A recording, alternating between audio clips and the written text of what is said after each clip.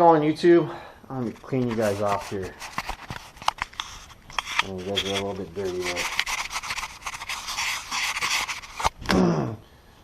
Hey YouTube, this is Dave with Dini Performance coming to you from the garage.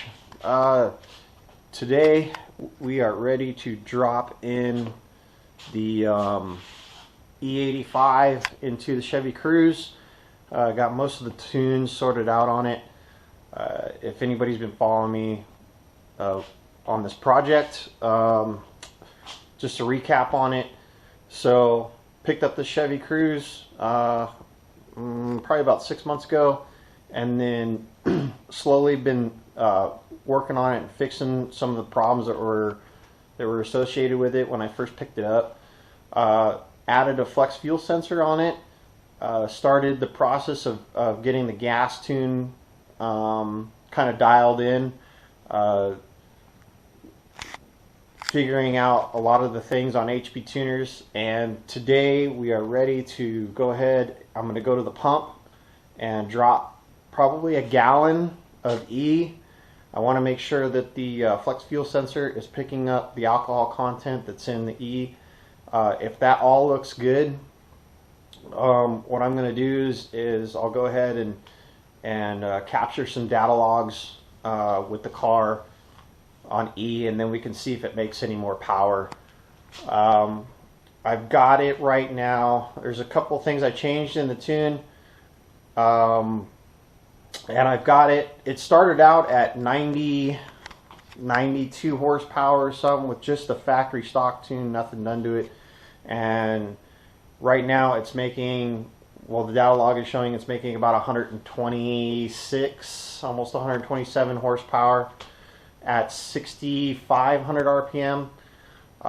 So the gas mileage seems like it's improved on the car. Seems like I'm getting a little bit more fuel economy out of it. So the next step right now is just to go ahead and dial in, or not dial in, but go ahead and drop the E in the tank. So this is the plan right now. I'm going to bring you guys along with me. And then yeah, I hope you enjoy this. I'll go ahead and show you exactly what I did with the flex fuel sensor. So I ended up getting an OEM GM flex fuel sensor. I don't know the part number right offhand, and then I've got a couple of fittings and stuff, and I just integrated it into the factory fuel system. The fuel system is on a deadhead. So, but anyways, so what we had to do here is I just did a quick disconnect right off to the fuel rail, and then we did dash 6. I had this line right here inside the garage, and then we went quick disconnect. So this is 15/16, and then this is a 3/8 on either end right here into dash 6. And then I did one of these. It's almost like a quick snap into the factory fuel rail, and then went dash 6 into here. Came into the sensor. The sensor comes over here. This is pins 34 and 20, and then it's just got a hot that goes over to the battery over here, and then that's pretty much all she wrote for the flex fuel sensor. And then there's some things that you have to do inside the tune in order to enable the sensor so that it picks up the content. I will show you that after I data log, as far as what I set up in the tune in order to pick up the alcohol content. The real test is right now to make sure that the sensor is actually functioning and working, is to drop the E in there and then see if I get if the sensor starts picking up the alcohol content on the data log. Because if it just stays where it's at, the default right now is set to 40. So I know it's not hitting the default. I'm sorry. The default is set to 100 hertz on the flex fuel sensor, which is equivalent to I think it's like 40% alcohol content, and I know that it's not hitting the default. So I'm pretty sure that the sensor is working, and that this at this point I'm most confident that I can go ahead and drop the E in. But anyways, I'm going to bring you guys along for the journey here. I'm going to get the laptop set up, and then I'm going to head over to the station, and then we're going to drop the E in, and then go ahead and take the data log and all that other stuff. Anyways, let me get to doing this, and then I'll cut you guys back in when I get all that situated. All right. Hey everybody, so we're back in the office after that drive with the Chevy Cruze. I just ended up, I tried to film the me putting the ethanol in the tank, and I forgot my SD card on my GoPro, so I couldn't really film that. But I just wanted to go ahead and show you guys the log. Um, I'm actually pretty excited that this actually all panned out and worked. Uh, so what happened is I ended up having about a gallon. I don't know if I'll be able to see. Okay, tank level. So this is 2.6 gallons is after I put ethanol in the tank. The gas light was on, but the scanner was still showing about a gallon, about 1.1 gallons of gas that was in the tank. So I think that's the reason why I ended up not getting the ethanol content that I thought I was going to get. I mean, we're in the winter blends, but as far as everything is working as I can see on the scanner. And right here you can see I just fired on the data log. I just fired up off the car, so you can see right here the alcohol content is 9.6.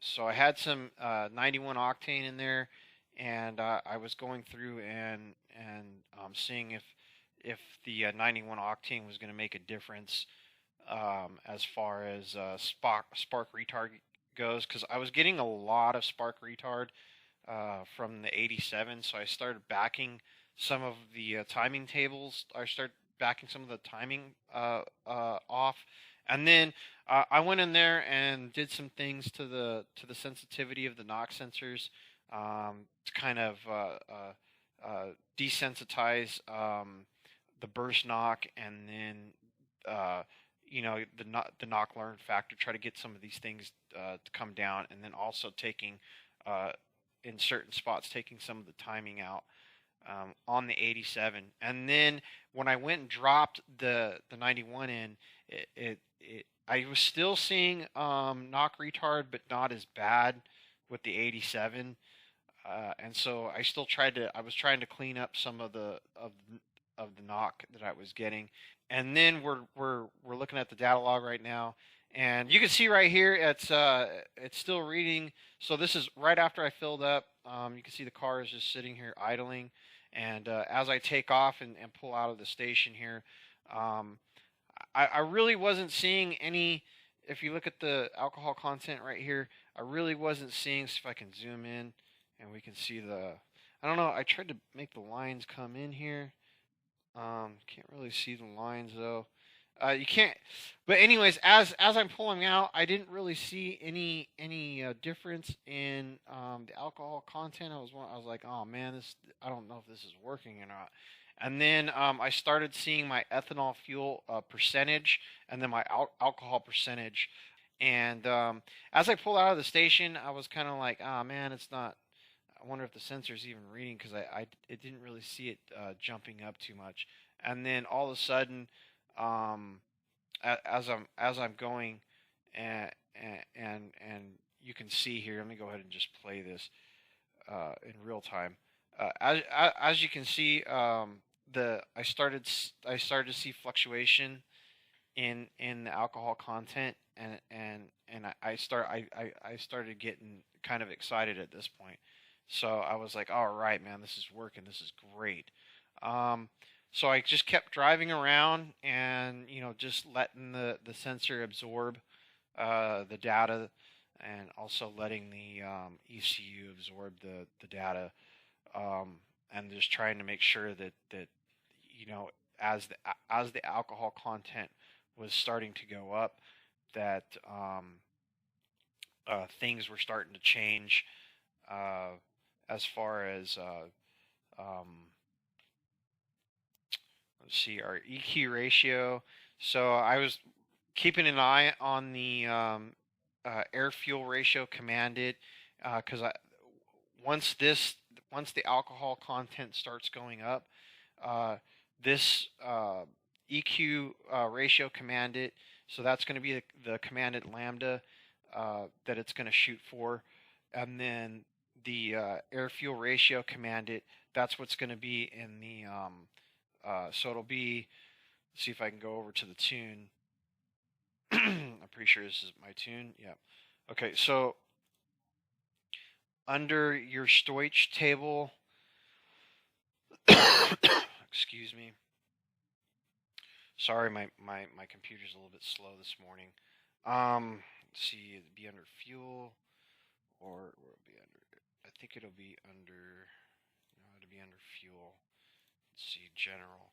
Okay, so your Stoich, your commanded Stoich table commanded that the ECU was changing this globally. And you can see right here we're at 25, 26%, and it's changing changing this globally. So let's see, we're starting to see commanded 13.8. So in the computer we're seeing 25% ethanol content right here in the Stoich table, and it's 13.8 or 0.8.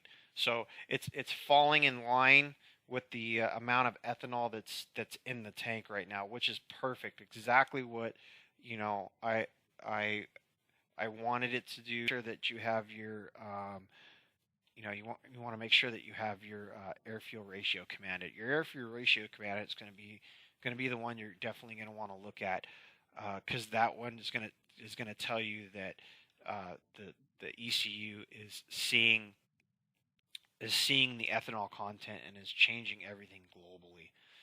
See if we can. I know So right here would be where I did a poll here. So 6,400, and you could see the ethanol content is 47.1. So you can definitely see that we're using 60, almost 70% of the injector, and that's we still have quite a bit of ethanol content. So as this ethanol content, as I push the gas out of there, and hopefully this ethanol content goes up a little bit, and then I can actually see how much of the injector we're using. Let's check the horsepower and see if we made if this thing made any more horsepower on the E.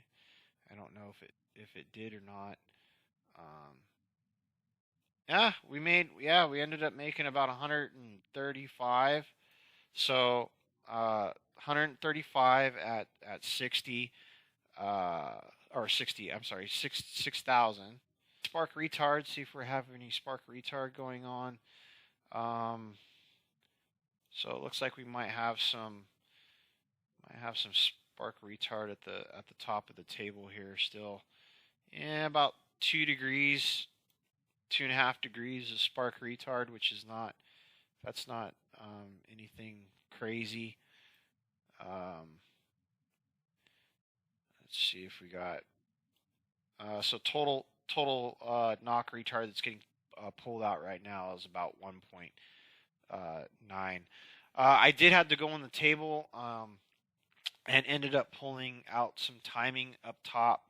I think I pulled out about 4 or 5 degrees on the gas tune. We're still getting some knock retard for whatever reason. It's probably most going to be related to the the coolant temp, because the coolant temp table, it ends up taking out. So the flex fuel advanced table is adding 2.3 degrees of spark timing, and then pretty ecstatic that this all worked out. we ended up making a little bit more horsepower.